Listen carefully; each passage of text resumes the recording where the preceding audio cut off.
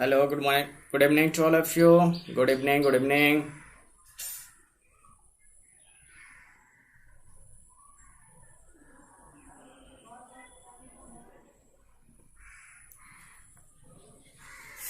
एक बार link share कर दीजिए ग्रुप में लिंक शेयर कर दीजिए सो दैट कि और भी लोग जो ज्वाइन नहीं हो पाए वो लोग भी ज्वाइन हो लें. या good evening Nikhil, good evening.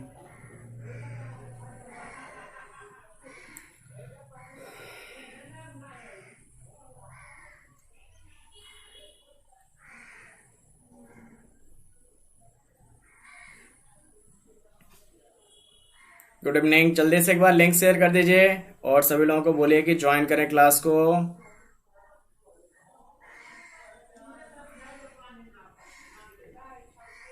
Good evening Vaibhav, Riya, good evening.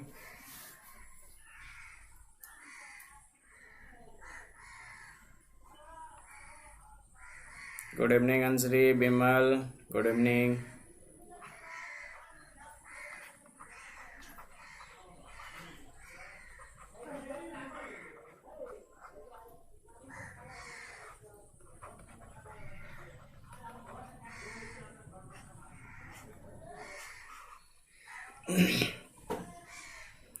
नमस्ते आदर्श जी, जितेंद्र, नमस्ते, गुड इवनिंग. चलिए हम लोग स्टार्ट करते हैं. अब आप लोग इधर तब तक जो है इसको शेयर कर दीजिए लिंक को सो दैट कि वो लोग भी ज्वाइन कर लें, बाकी जो स्टूडेंट्स बचे हुए हैं. और इन बिटवीन हम लोग स्टार्ट करते हैं अपनी क्लास को. देखिए इसमें आपसे कहा गया है कि we will study in this chapter about the compound stress and strain. तो कंपाउंड स्ट्रेस एंड स्ट्रेन का क्या मतलब होता है ये हम लोगों को सबसे पहले यहाँ पे देखना है. जैसा कि हम लोगों ने पहले चैप्टर में और पहले यूनिट में हम लोगों ने पढ़ा था, direct stresses and direct and shear forces के बारे में हमने पढ़ा था. डायरेक्ट एंड शियर फोर्सेस के बारे में पढ़ा था, लेकिन वो डायरेक्ट और शियर फोर्सेस जितने भी थे वो हम लोगों ने इंडिपेंडेंट पढ़ा था. दैट मीन्स कि एक पार्टिकल के ऊपर, एक ऑब्जेक्ट के ऊपर आपका क्या था कि जो शियर फोर्स लग रहा था वो आपका अलग लग रहा था, डायरेक्ट वाला जो स्ट्रेस लग रहा था वो आपका अलग लग रहा था. दैट मीन्स कि इंडिपेंडेंट हम लोग वहां पे स्टडी कर रहे थे.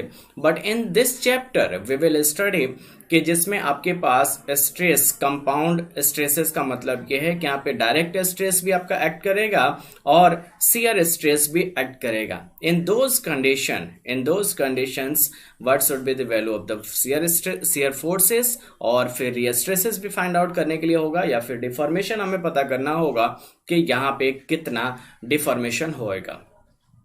ठीक है. या गुड इवनिंग अभिषेक. तो ये हमें इस चैप्टर के अंदर पढ़ना है. कंपाउंड स्ट्रेस स्ट्रेन का मतलब है कंपाउंड, दैट मीन्स कि एक साथ आपके शियर स्ट्रेसेस भी एक्ट करेंगे यहाँ पे और डायरेक्ट स्ट्रेसेस भी एक्ट करेंगे. अब जब हम इसके एनालिसिस करेंगे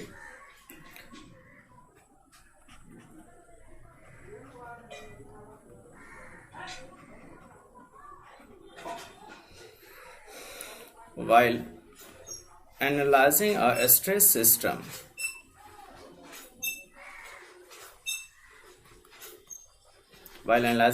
system, the general conventions जो हम लोग यहाँ पे देखेंगे,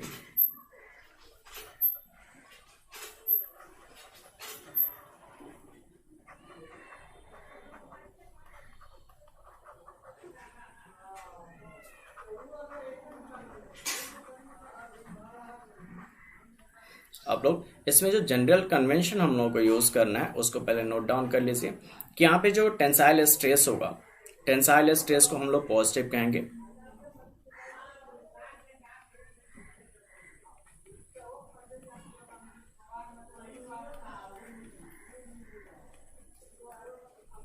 tensile stress is positive and compressive stress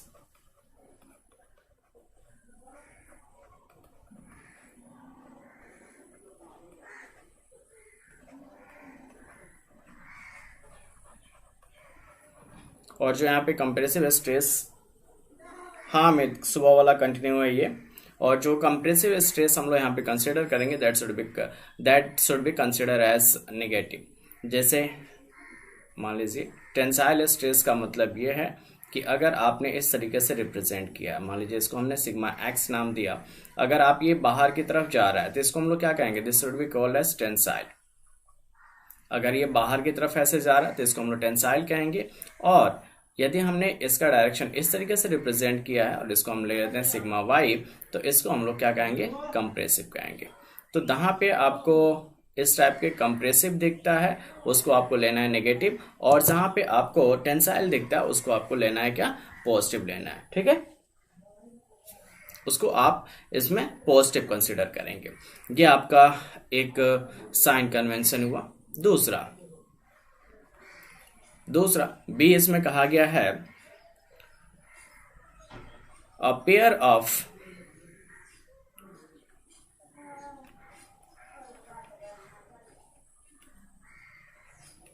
shear stress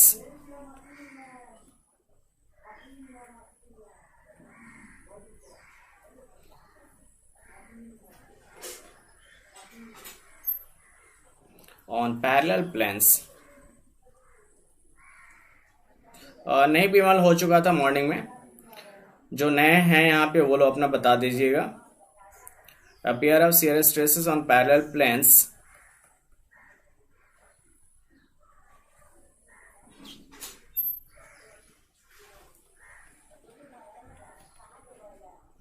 forming a clockwise couple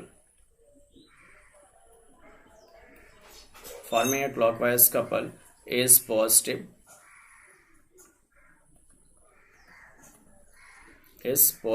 and a pair with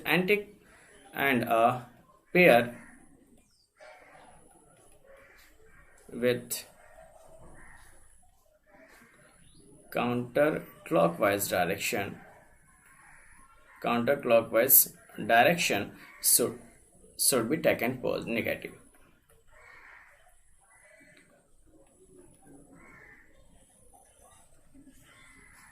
should be negative. ठीक है, ये आपका रहेगा यहाँ पे नेगेटिव और पॉजिटिव के लिए। थर्ड इसमें कन्वेंशन नोट कर लीजिए। थर्ड कन्वेंशन आपका ये कहता है कि if there is a clockwise angle अगर आप क्लॉकवाइज कंसीडर कर रहे हैं,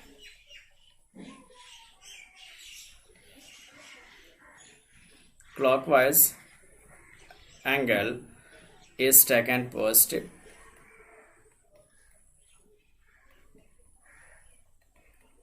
ये साइन कन्वेंशन जरूर याद रखिएगा, नहीं तो आगे इसमें दिक्कत आएगा। पॉजिटिव एंड काउंटर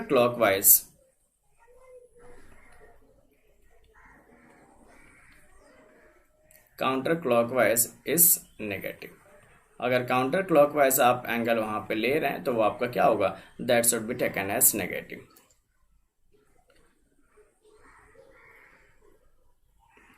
ठीक है, ये चीज समझ में आ गया। पहला आपसे कहा गया है, यहाँ पे पहला पॉइंट कहा गया है कि अगर आपके पास टेंसाइल स्ट्रेस है तो उसको आपको क्या करना है, पॉजिटिव लेना है, और कंप्रेसिव स्ट्रेस है तो उसको आपको नेगेटिव कंसिडर करना है। दूसरा चीज कहा गया, pair of shear stresses on a parallel plane forming clockwise couple. अगर वहां पे कपल आपका क्लॉकवाइज फॉर्म हो रहा है तो that should be taken as positive, और यदि ये काउंटर क्लॉकवाइज यहाँ पे फॉर्म हो रहा है काउंटर क्लॉकवाइज डायरेक्शन में, तो that should be taken as negative. उसको हम लोगों को क्या करना है, नेगेटिव कंसिडर करना है। अगर हम एंगल को क्लॉकवाइज ले रहे हैं, क्लॉकवाइज एंगल का मतलब क्या हुआ कि ये आपका एक्सिस है। ठीक है, अगर हम ऐसे चलते हैं, इस तरह से चलते हैं, तो ये आपका क्या हो गया, काउंटर क्लॉकवाइज डायरेक्शन हो गया। और अगर हम इस तरीके से आते हैं ऐसे, तो ये आपका क्या होगा, that should be a clockwise direction. तो जो आपका क्लॉकवाइज होगा उसके लिए आपको क्या लेना है, क्लॉकवाइज के लिए आपको क्या लेना है, पॉजिटिव लेना है, और काउंटर क्लॉकवाइज के लिए आपको नेगेटिव लेना है। ठीक है, ये रहेगा आपका कि काउंटर क्लॉकवाइज के लिए नेगेटिव और क्लॉकवाइज के लिए आपको पॉजिटिव लेना है। अब इसमें देखिए कि हमें क्या क्या चीजें हमें इस चैप्टर के अंदर में पढ़ना है। यहां तक ये चीज क्लियर है, थोड़ा सा ओवरव्यू इसका। इसमें हम लोगों को क्या क्या स्टडी करना है वो देखते हैं।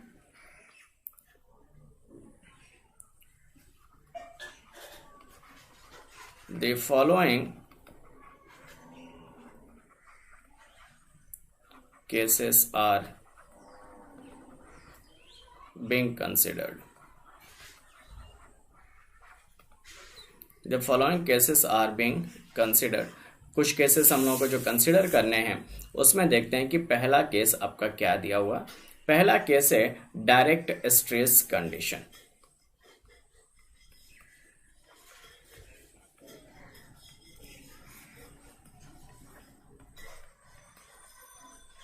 इसके बाद दूसरा हम लोग पढ़ेंगे इसमें बाई एक्सियल स्ट्रेस।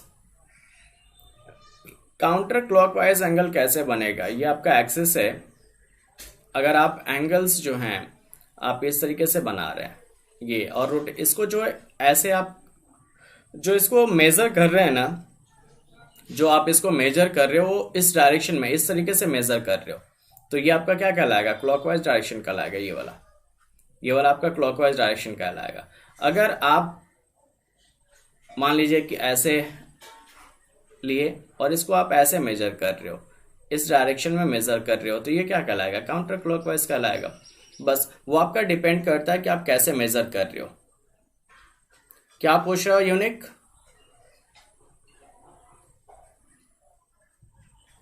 यूनिक क्या पूछ रहे हो, मैंने देखा नहीं। हाँ, अगर आपने यहाँ पे क्लॉकवाइज लिया है तो that should be taken as positive, और आपने अगर एंटी क्लॉकवाइज यहाँ पे लिया है तो उसको आप नेगेटिव लेंगे।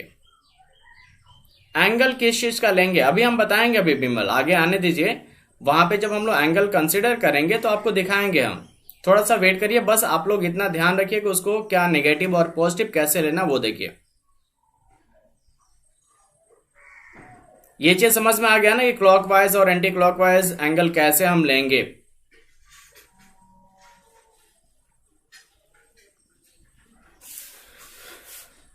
ठीक है, नेक्स्ट देखिए। नेक्स्ट इसमें रहेगा by axial stress condition.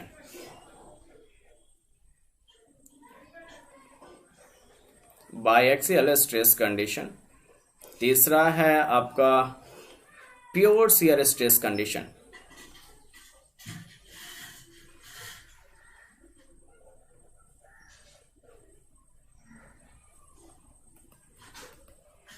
Pure shear stress condition. और चौथा आपका रहेगा by axial and shear stresses condition.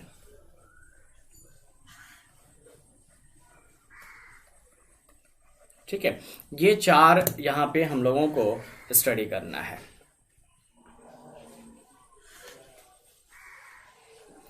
इसमें आपके पहला जो दिया हुआ direct stress condition, that means कि इसमें सिर्फ हमको डायरेक्ट स्ट्रेसेस के बारे में हमें डिस्कस करना है। दैट मीन्स कि जो यहाँ पे स्ट्रेस आपका एक्ट करेगा that should B only a direct stresses.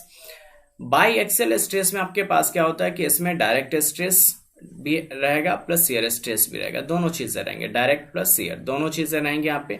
तीसरा वाले में है क्या, यहाँ पे सिर्फ और सिर्फ शियर स्ट्रेस आपका एक्ट करेगा, डायरेक्ट स्ट्रेस यहाँ पे नहीं रहेगा। इसमें जो है आपका डायरेक्ट स्ट्रेस नहीं रहेगा, इसमें सिर्फ और सिर्फ आपका शियर स्ट्रेस एक्ट करेगा। और ये जो चौथा वाला है by axial and shear stress condition, इसमें आपका फिर से शियर स्ट्रेस और प्लस आपके डायरेक्ट स्ट्रेसेस भी एक्ट करेंगे। तो हम डिफरेंट कंडीशंस हैं, ये डिफरेंट कंडीशंस को हम यहाँ पे एक एक करके डिस्कस करेंगे। ठीक है, एक एक करके हम सभी कंडीशंस को डिस्कस करते हैं। तो इसमें से चलिए देखते हैं पहला कंडीशन जो आपको दिया हुआ है, इस पहले कंडीशन को हम लोग डिस्कस करते हैं कि पहला कंडीशन आपका क्या आएगा।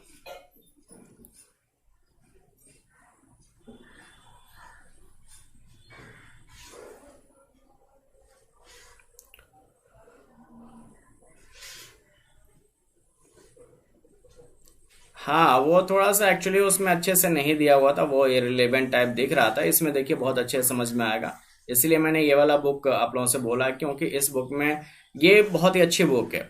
ये वाली जो बुक है आपकी एस.एस. रतन की एक स्टैंडर्ड बुक है और बहुत अच्छी बुक है, इसलिए मैंने ये वाला मांगा था। इसमें बहुत अच्छे से दिया हुआ। अब देखिए यहाँ पे हम देखें कि एक बार हम लोग कंसिडर कर लेते हैं, एक बार कंसिडर करते हैं जिसमें कि आपके एक्सटर्नल फोर्स जिसके ऊपर आपका एक्ट कर रहा है। तो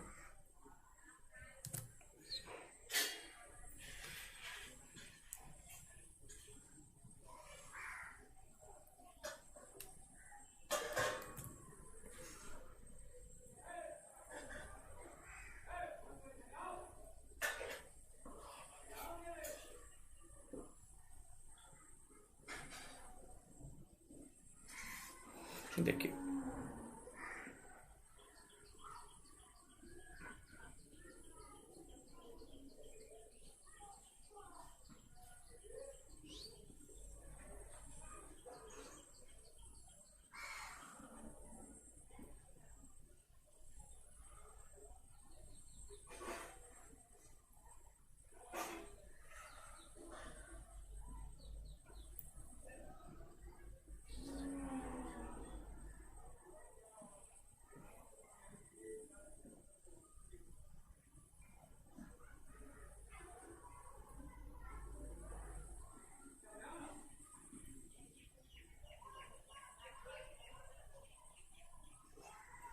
देखिए ये हमने एक बार यहाँ पे कंसिडर कर लिया, एक बार कंसिडर कर लिया जिस पे आपका पी फोर्स एक्ट कर रहा है। इस पे डायरेक्ट स्ट्रेस, इसका इस डायरेक्शन में हम डायरेक्ट स्ट्रेस लगा देते हैं कि ऐसे आपका डायरेक्ट स्ट्रेस यहाँ पे एक्ट कर रहा है, that is sigma x. Sigma x आपका एक्ट कर रहा है और इसका डायरेक्शन देखिए कहाँ है, बाहर की तरफ है इसका डायरेक्शन।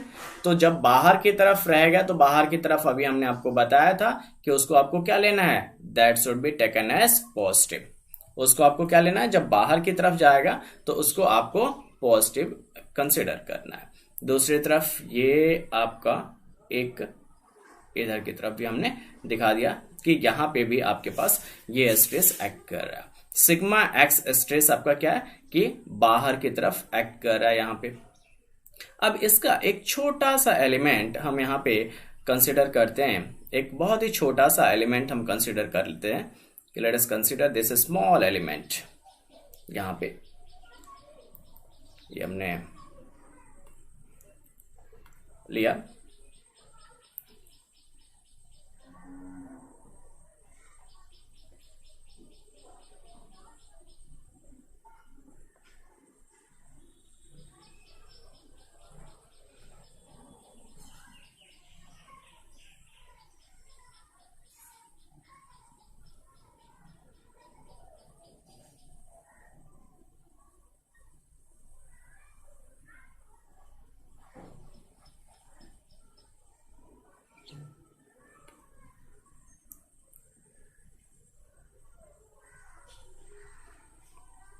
ये थोड़ा सा एलिमेंट आप लोग यहाँ पे इसको समझ लीजिएगा कि ये इस तरीके का आपका एक एलिमेंट है।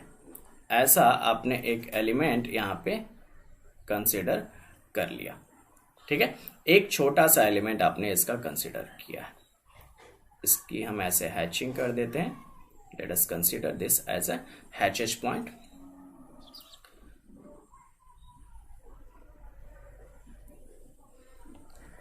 ठीक है, ये डायग्राम देखिए। अब इस डायग्राम पे ये हम नाम देते हैं, दिस इज योर डी, ये आपका पॉइंट सी है, ये एफ है, दिस इज ए, ये आपका बी है, और ये वाला जो पॉइंट है दिस इज पॉइंट ई।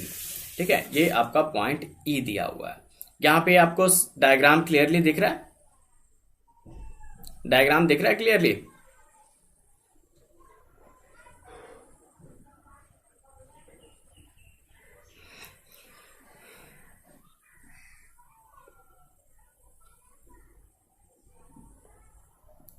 चलिए, अब यहाँ पे एक छोटा सा हमने एलिमेंट कंसिडर किया है जो कि एंगल थीटा पे आपका इंक्लाइंड है।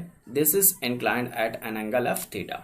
ये आपका एक एंगल थीटा पे इंक्लाइंड है। तो इसके ऊपर हम स्ट्रेसेस का यहाँ पे और फोर्सेस का स्टडी करते हैं। अब इस डायग्राम को यहाँ से जो हमने छोटा सा सेक्शन कंसिडर किया है, इसको हम क्या करते हैं कि वहां से अलग बना लेते हैं। दैट मीन्स इसका फ्री बॉडी डायग्राम एक बना लेते हैं। तो ये आपका फ्री बॉडी डायग्राम देखिए कैसा होगा। अब इसका जो थिकनेस वगैरह है इसको हम लोग क्या मान लेते हैं, let us consider that as a unit thickness. Unit thickness हम उसको कंसीडर कर लेते हैं। तो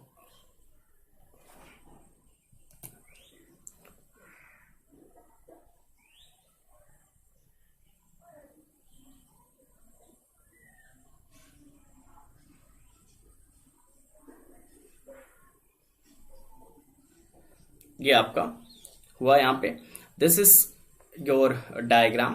अब इस डायग्राम पे आप अगर इस पॉइंट पे देखिए, यहाँ पे दो ब्लॉक्स हों आपके इस तरीके से जुड़े हुए, ये दो ब्लॉक है, तो ये बीच में अगर ये टूटते हैं, ये जो अगर बीच में ये टूटेंगे, वो कैसे टूटेंगे? ये वाले, ये जो बीच में अगर ब्रेक होते हैं तो क्या होंगे? एक दूसरे पे स्लाइड होकर के ही ब्रेक करेंगे। यहाँ पे इनके बीच में इनके किस तरीके से फेल होंगे? That is by shearing action. बताइए, ये वाला जो है शियर एक्शन से आपका फेल होगा कि नहीं होगा?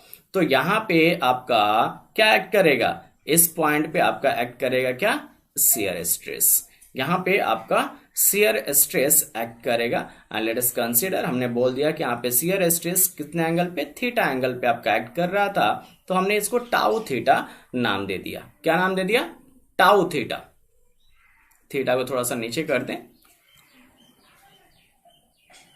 इस डायरेक्शन में हमने माना कि यहाँ पे आपका टाउ थीटा एक्ट कर रहा है। अब इसके परपेंडिकुलर शियर स्ट्रेस एक्ट करेगा यहाँ पे टाउ थीटा। इसके परपेंडिकुलरली जो स्ट्रेस एक्ट करेगा उसको हम लोग कहेंगे कि ये आपका क्या एक्ट कर रहा है? सिग्मा थीटा एक्ट कर रहा है।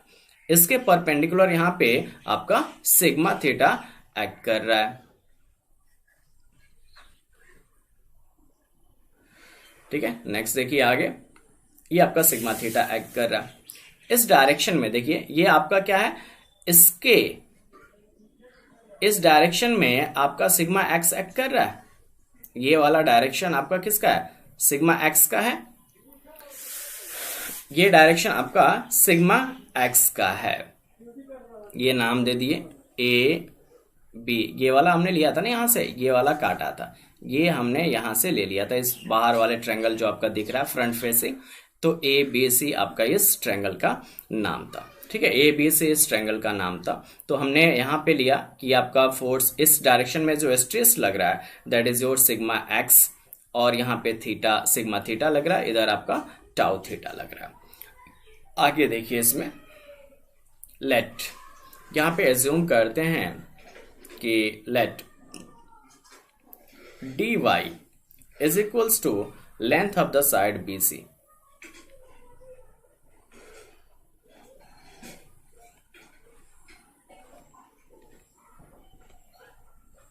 ठीक है, BC साइड का हमने लेंथ यहां पे कंसीडर कर लिया कि let that should be equals to dy।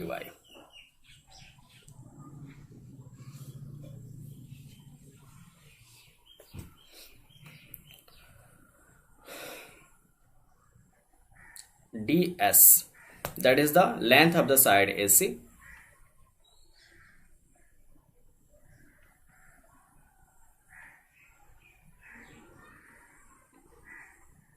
the length of the side AC। Sigma x आपको क्या दिया हुआ? Normal stress. हाँ जी विमल, गर्मी बहुत है, लाइट अफेक्टेड है अभी बहुत ज्यादा।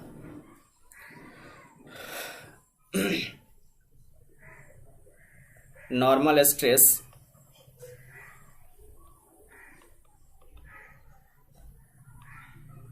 Acting on B C D E, ये आपका नॉर्मल स्ट्रेस यहाँ पे एक्ट कर रहा है। दूसरा सिग्मा थीटा क्या है? Sigma theta is the normal stress acting on the plane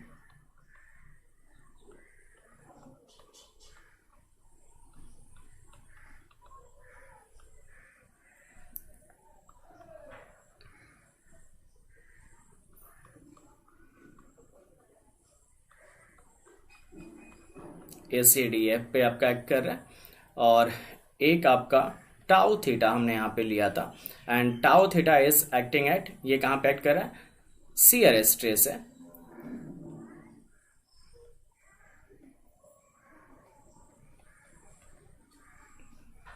acting on ACDF। ACDF पे आपका शियर स्ट्रेस यहाँ पे एक्ट कर रहा है। तो ये आपके यहाँ पे जो हमने डायग्राम आपको बनाया था, ये सभी यहाँ पे जो है आपको दिए हुए हैं कि ये चीजें आपके पास गिवन थी। ठीक है, ये चीज यहां तक इतना चीज ठीक है।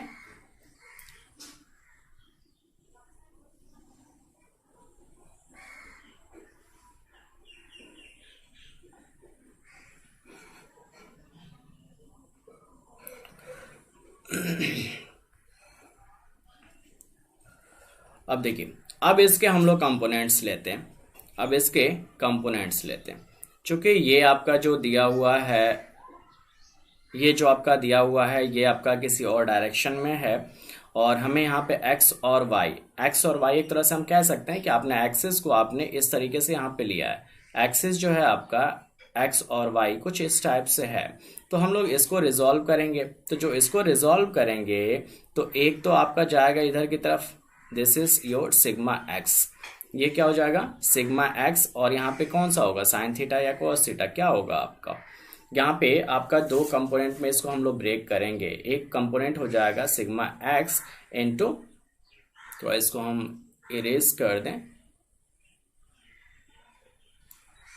ये देखिए, ये आपका sigma x into sine theta वाला ये कंपोनेंट हो जाएगा, और एक कंपोनेंट आपका इधर की तरफ आएगा, and that should be equals to, ये आपका कंपोनेंट आएगा, ये थीटा एंगल बना रहा है, तो जहां पे एंगल बनाता है वो वाला कंपोनेंट आपका क्या हो जाता है, सिग्मा एक्स कॉस थीटा आ जाता है। ठीक है, तो ये तो आपको स्ट्रेसेस की बात थी। अगर हम इसको फोर्स के टर्म्स में बात करें, इन टर्म्स ऑफ द फोर्स अगर बात करें, तो बीसी सेक्शन, बीसी कहाँ गया आपका, बीसी, ये देखिए ये वाला है।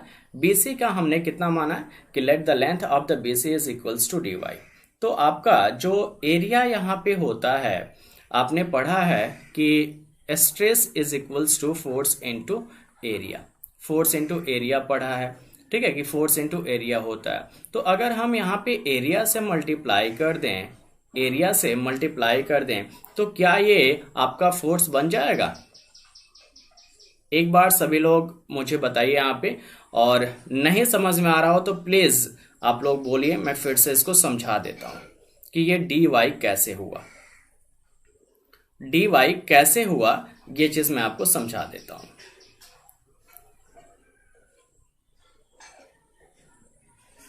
Sorry, stress equals to F by A, हाँ thank you, F by A होता है, एफ बाई ए होता है, और F equals to sigma into A हो जाएगा, F equals to sigma into A हो जाएगा।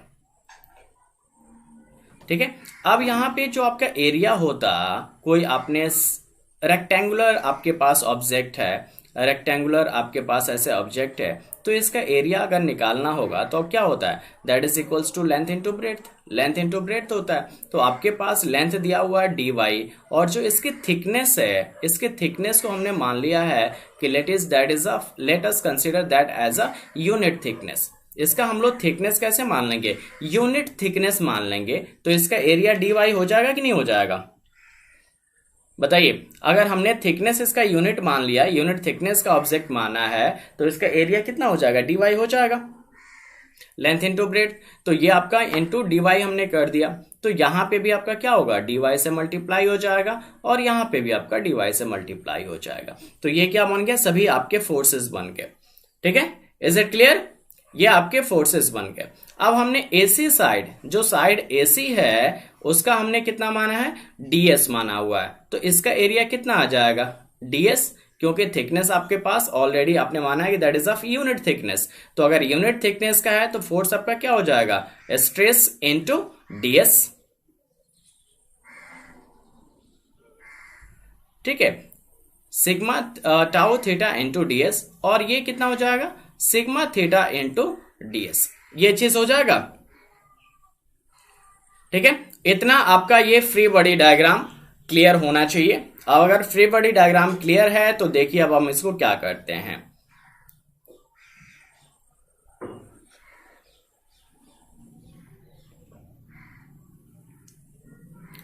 डी वाई समझ में नहीं आया, ठीक है, देखिए निखिल आपको बताते हैं डी वाई के बारे में, ये हम इरेज कर रहे हैं आपको।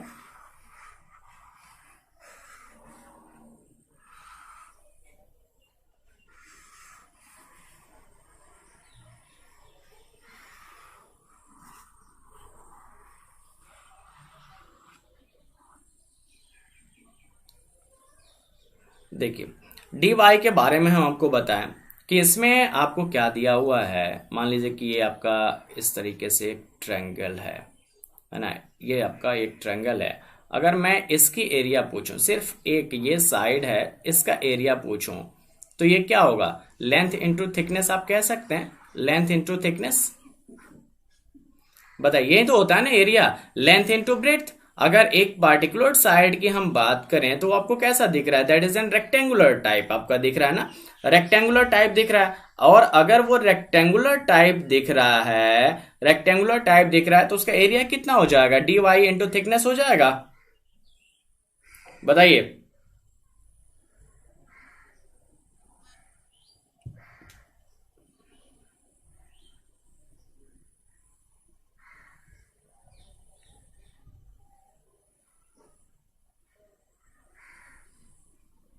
है ना, डी वाई बाई थिकनेस हो जाएगा। तो वहीं आपका थिकनेस जब 1 है, इफ योर थिकनेस इज 1, तो एरिया डी वाई हो जाएगा कि नहीं। अगर आपके पास थिकनेस 1 दिया हुआ है तो एरिया डी वाई हो जाएगा। यही कंसेप्ट आपको यहाँ पे यूज किया गया है, यही कंसेप्ट यूज किया गया है। अब आपको क्या करना है कि इसको यहां पे करना है,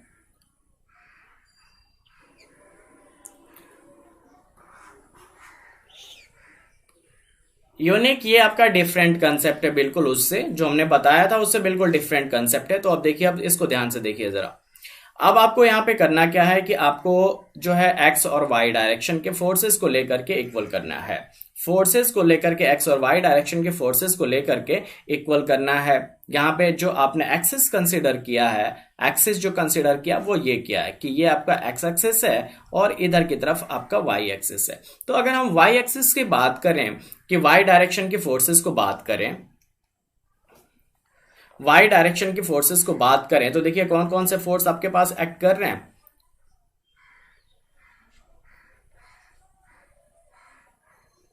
considering the equilibrium of y axis,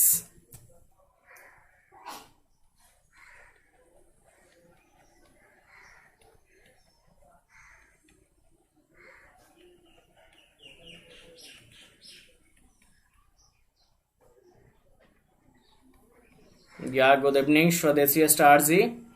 along y axis के अलोंग हम इसका देखते हैं। तो वाई एक्सिस के अलोंग हमने यहाँ पे कंसीडर कर लिया उसका इक्विलिब्रियम। तो वाई एक्सिस के अलोंग अगर हम देखें तो एक फोर्स आपका क्या लग रहा है, सिग्मा थीटा इंटू डीएस लग रहा है।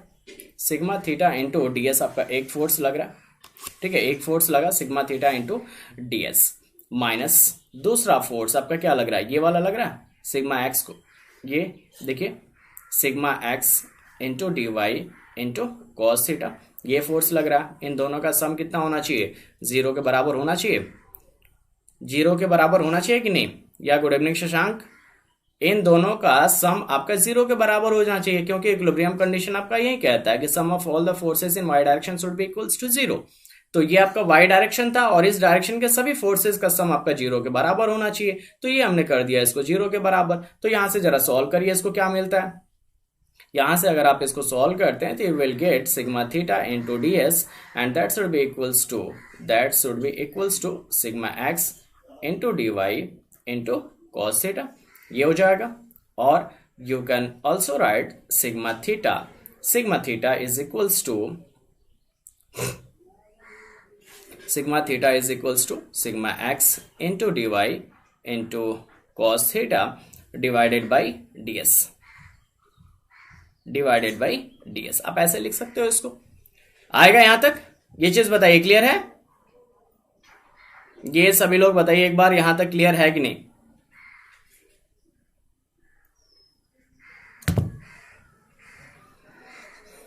बी फास्ट, जरा बताइए यहां तक अगर क्लियर है तो।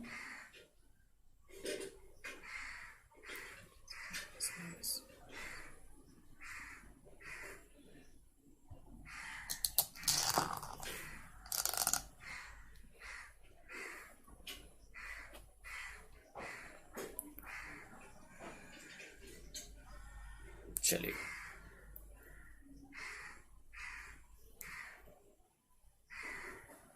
आगे देखते हैं इसको। Sigma theta is equals to sigma x into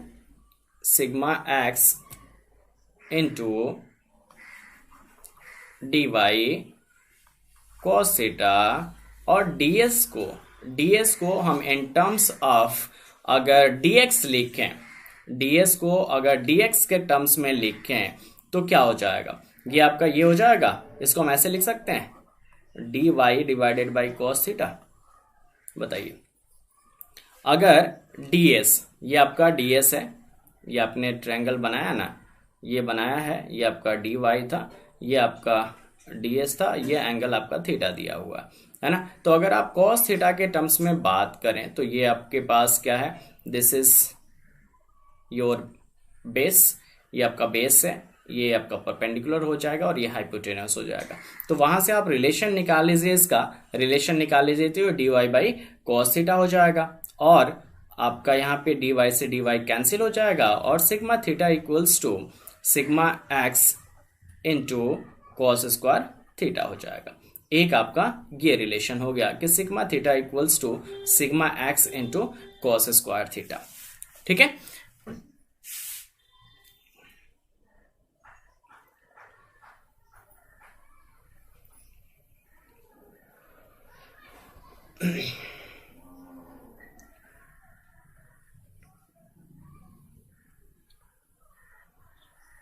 ये तो आपका y एक्सिस के अलोंग हमने इक्विलिब्रियम कंसीडर किया था। इसके बाद अब x एक्सिस के अलोंग आपको इक्विलिब्रियम कंडीशन कंसीडर करना है।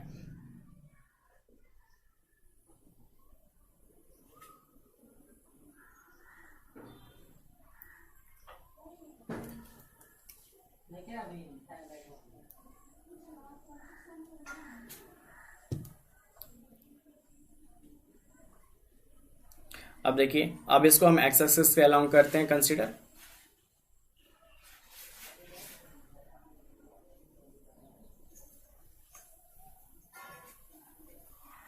यहां से इरेज कर रहे हैं हम।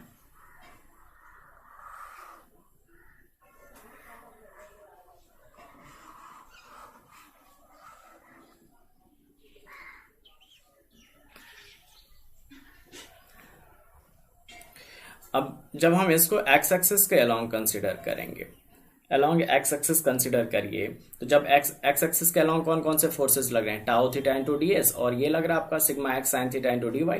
दो फोर्सेस आपके यहाँ पे लग रहे हैं, तो हम इसको ऐसे लिख सकते हैं tau theta into ds plus sigma x into dy into cos theta is equals to 0। और आप इसको ऐसे भी लिख सकते हैं कि tau theta into ds that should be equals to minus of sigma x into dy into cos theta, है ना। और टाउ थीटा बराबर minus of sigma x into dy into cos theta divided by ds, आपने इसको लिख दिया। अब ds को आप चेंज कर दीजिए किसके, y के रेस्पेक्ट में, dy के रेस्पेक्ट में इसको चेंज कर दीजिए। तो आप इसको चेंज करेंगे तो आपको क्या मिलेगा, sigma x into dy cos theta divided by ds को आपने कर दिया क्या, dy बाई कॉस थीटा। ये आपने लिख दिया इसको dy बाई कॉस थीटा। तो यहां से आपको रिलेशन क्या मिला कि tau theta equals to minus of sigma x into एक मिनट, ये ऊपर आपका कॉस थीटा नहीं साइन थीटा है ना, सॉरी, ये आपका साइन थीटा है। देखिए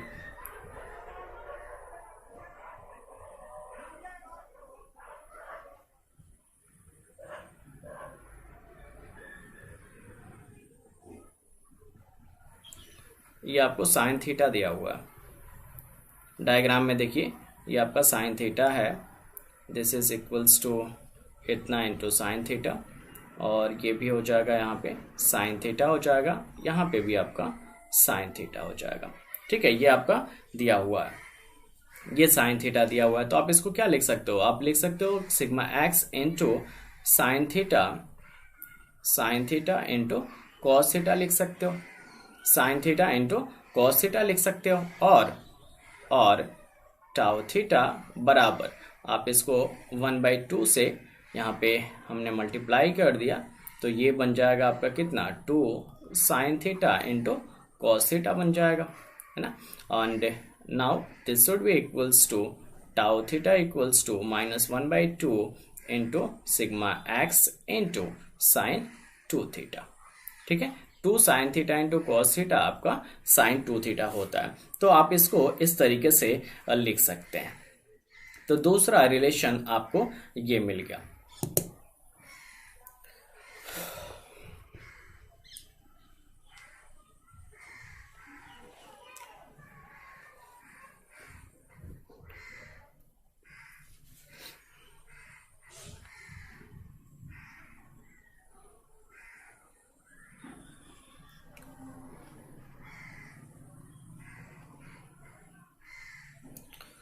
चलिए इसको हम इरेज कर रहे हैं यहाँ पे।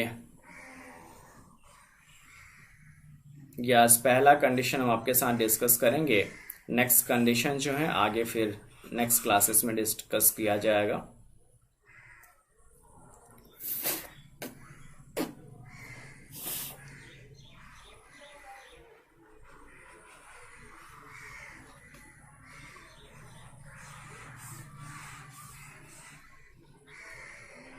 देखिए, अब आपको दो रिलेशन यहाँ पे दिखा था।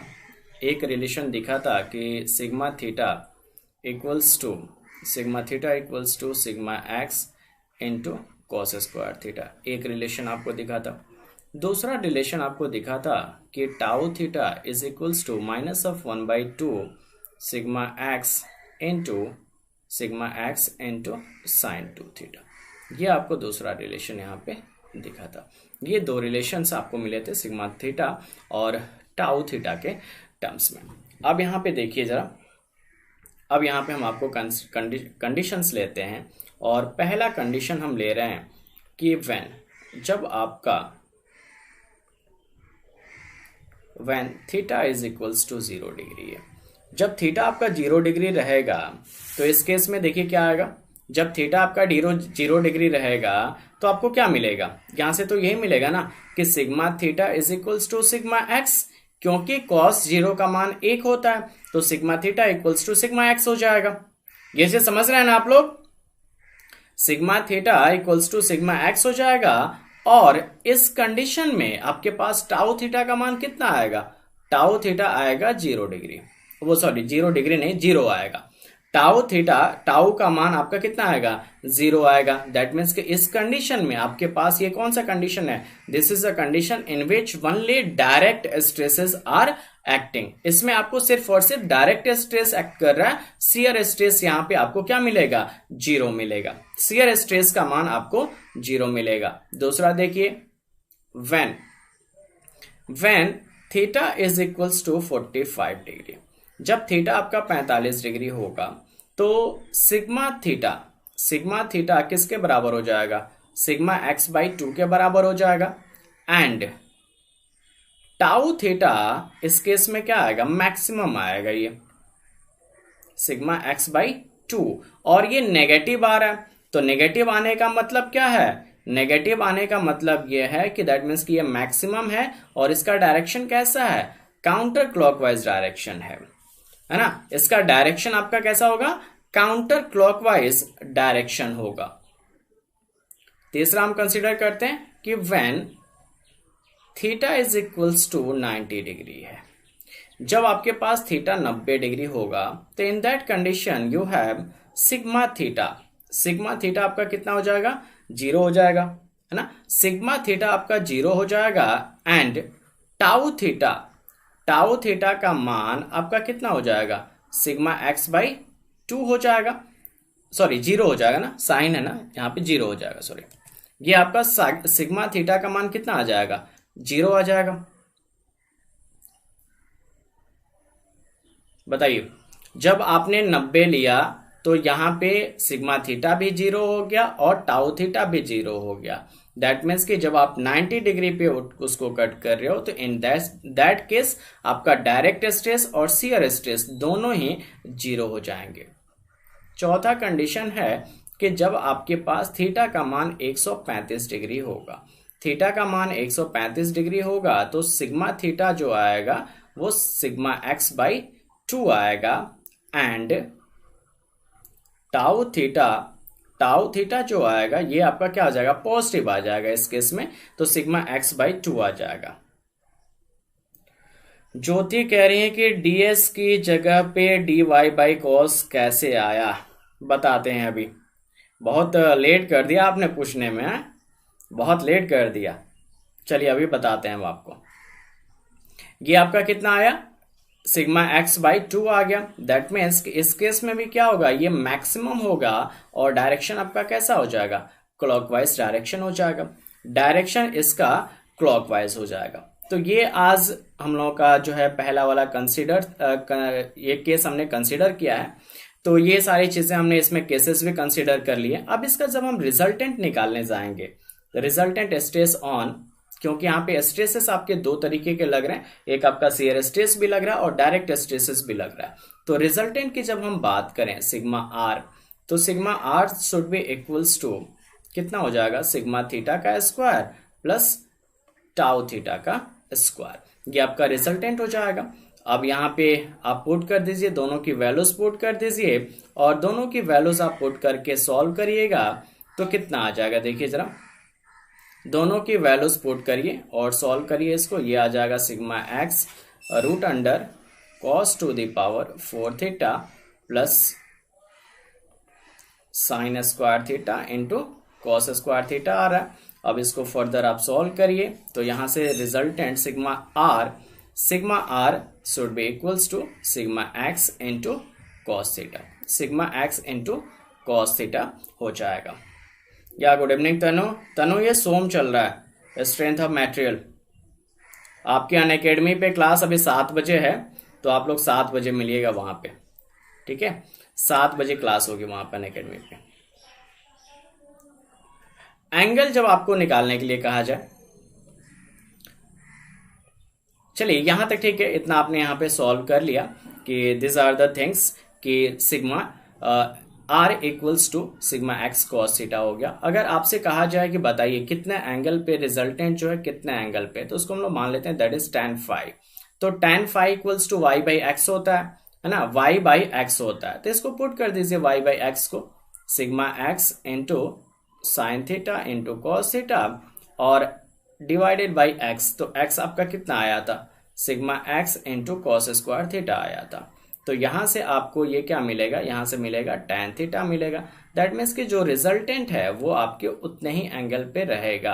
दैट मीन्स कि सिग्मा आपको phi should be equals to theta हो जाएगा। यहाँ पे phi should be equals to theta हो जाएगा।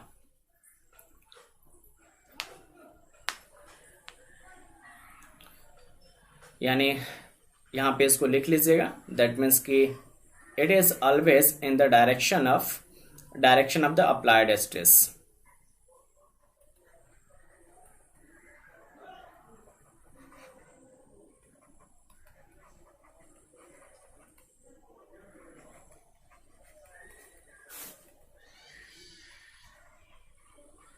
है ना, ये आपका अप्लाइड स्ट्रेस के डायरेक्शन में एक्ट करेगा।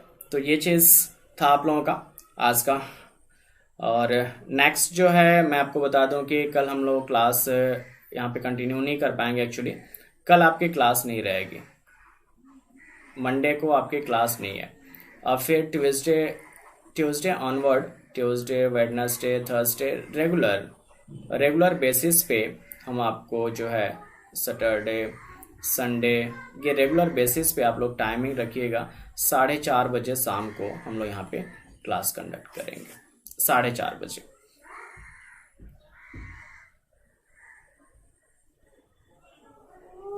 और अटेंडेंस 1 हफ्ते का मैं हमेशा कह रहा हूँ, फिर से आपको याद दिला रहा हूँ कि इस वीक का अटेंडेंस आपका बहुत मैटर करेगा, बहुत ज़्यादा मैटर करेगा। मैं उसी के बेसिस पे इंटरनल मार्क्स दे पाऊंगा। अगर आप लोग अटेंडेंस यहाँ पे नहीं मेंटेन रखेंगे तो फिर दिक्कत आएगी आगे।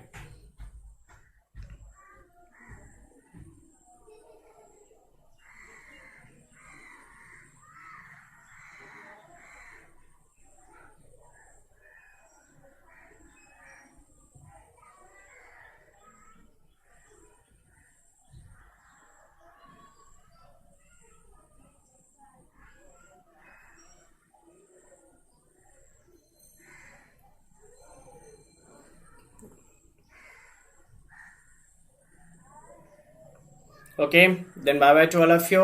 सभी लोग हम लोग फिर मिलेंगे, परसों मिलेंगे। कल क्लास नहीं रहेगी, कल थोड़ा सा पूजा वगैरह है घर में, तो कल क्लास नहीं रहेगी। परसों हम लोग फिर से मिलेंगे 4:30 बजे। इसमें आगे जो कंडीशंस हैं उन कंडीशंस के बारे में हम लोग डिस्कस करेंगे नेक्स्ट। ठीक है, okay, bye bye to all of you.